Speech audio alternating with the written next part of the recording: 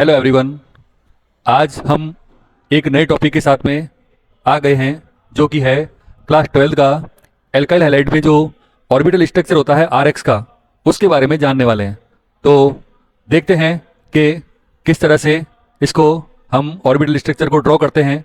देखें आप लोग, कोई भी एल्केन जो होता है उसका जनरल फॉर्मूला होता है CnH2n+2।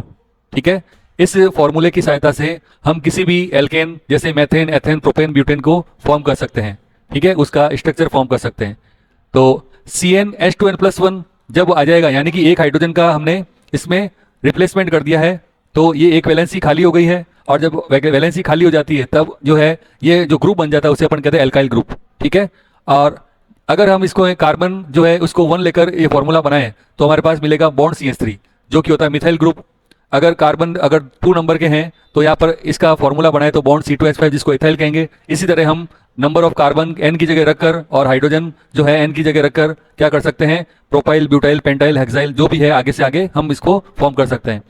इसके बाद में एल्काइल ग्रुप पढ़ने के बाद में हम देखते हैं कि फ्लोरीन, क्लोरीन, ब्रोमीन और आयोडीन जो होते हैं हेलोजन ग्रुप है, जो कि पीरियडिक टेबल के ग्रुप 70 के अंदर रखे गए हैं और इनको हेलोजन ग्रुप कहा जाता है।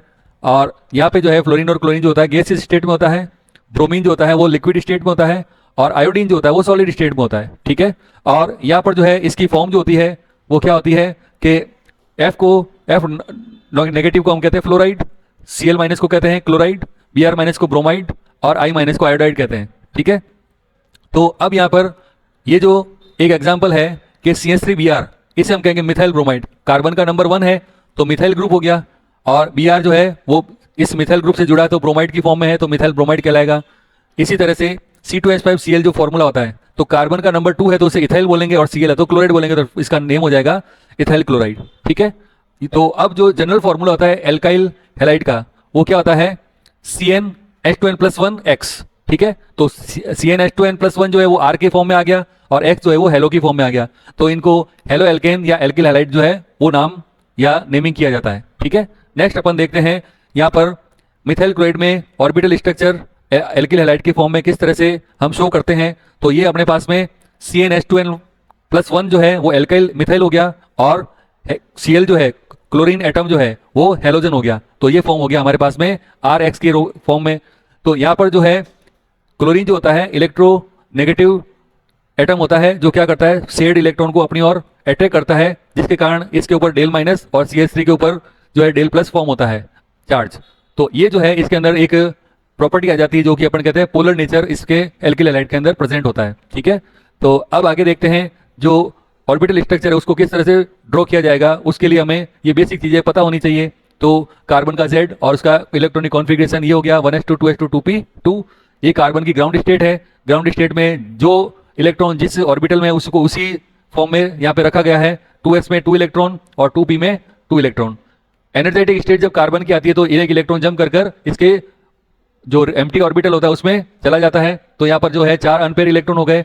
नेक्स्ट अपन देखते हैं कि कार्बन में जो हाइब्रिडाइजेशन होगा वो कौन सा होगा, वो sp3 होगा, जिसमें यहाँ पर ये जो एनर्जी गैप होता है वो यहाँ पर जो है एंड हो जाता है, एनर्जी गैप नहीं रहता है। और यहाँ पर ये 4 जो इलेक्ट्रॉन है वो अनपेयर्ड इलेक्ट्रॉन sp3 ऑर्बिटल में हम यहाँ पे शो करते हैं। ठीक है, और अब यहाँ पर देखिए हमने यहाँ sp3 हाइब्रिडाइजेशन क्यों लिया है, क्योंकि कार्बन से जो है 4 सिग्मा बॉन्ड से अटैच 3 तो हाइड्रोजन हो गए और 1 क्लोरीन एटम हो गया, तो नंबर ऑफ सिग्मा बॉन्ड जो है वो कितने हैं, 4 हैं। तो जब भी ये नंबर 4 आता है तो S का 1 लेते हैं और P के तीनों आ जाते हैं, तो 1 + 3 जो है वो 4 होता है, इसलिए sp3 हाइब्रिडाइजेशन इसको कहा जाएगा।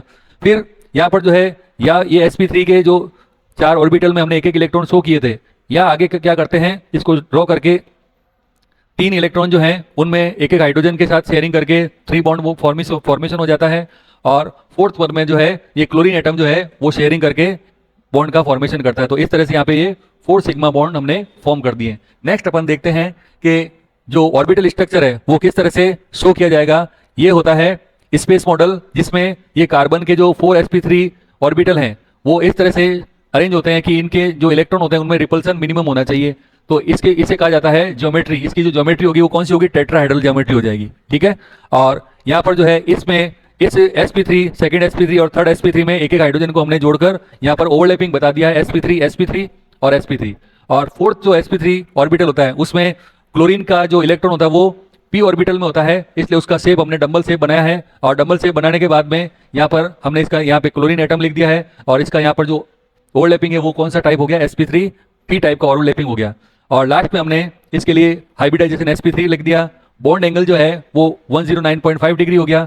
और ओवरलैपिंग जो है यहाँ पर 2 टाइप की अलग अलग टाइप का हो गया, sp3s टाइप के 3 ओवरलैपिंग है, और sp3p टाइप का ओवरलैपिंग जो है वो 1 है। और इसका जो ज्योमेट्री हो जाएगा, वो कौन सा हो जाएगा, यहाँ पर ज्योमेट्री हमें मिलेगा टेट्राहेड्रल।